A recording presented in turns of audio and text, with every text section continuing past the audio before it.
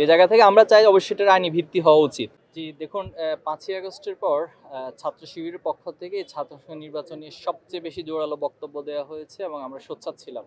এবং সাধারণ শিক্ষার্থীদেরও একটা দাবি ছিল যে ক্যাম্পাসে সুষ্ঠু ধারার রাজনীতি অথবা বিগত সময়ে যে ফ্যাসিবাদী রাজনীতি ছিল তার বিপরীতে যে সুষ্ঠু ধারার রাজনীতি কেমন হতে পারে এ বিষয়ে শিক্ষার্থীরও দাবি ছিল। তো আমরা সেই দাবির প্রেক্ষিতে আলহামদুলিল্লাহ 4টি বিশ্ববিদ্যালয়ে ইতিমধ্যে নির্বাচন হয়েছে এবং আমরা ইতিমধ্যে আরও জানতে পেরেছি যে জগন্নাথ বিশ্ববিদ্যালয়, বেগম রোকেয়া বিশ্ববিদ্যালয়, হাজী দানেশ বিজ্ঞান ও প্রযুক্তি বিশ্ববিদ্যালয় এবং শাবিপ্রবি এই 4টি বিশ্ববিদ্যালয় নির্বাচনের বিষয়ে প্রশাসন প্রাথমিকভাবে সিদ্ধান্ত নিয়েছে। তবে স্পেসিফিক এখনও ডেট এবং যে ইশতেহার সেটা এখনও দেয়নি। আমরা প্রত্যাশা করছি তারা দিবে।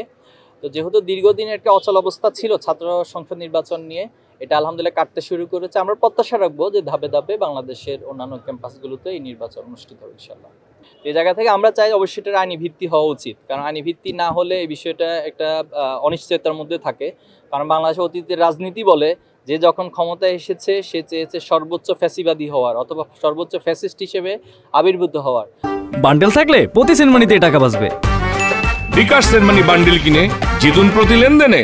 তো যেহেতু অনেক আলাপ আলোচনা, এরপরে সংস্কার কমিশন, এরপর হচ্ছে ঐক্যমত কমিশনের লম্বা সময় ধরে অনেক আলোচনা হয়েছে। আমরা আশা করি আলোচনাগুলো যেন বিফল না হয় এবং যে সনদ হয়েছে এটা যেন আইনি ভিত্তি থাকে, এই বিষয়ে আমাদের প্রত্যাশা। প্রশাসনকে শিবির সহযোগিতা করবে কিনা, প্রশাসন যদি শিবিরের কাছে আনুষ্ঠানিকভাবে সহযোগিতা চায় অবশ্যই শিবির সেখানে তার সামর্থ্যের আলোকে সহযোগিতা করবে ইনশাআল্লাহ।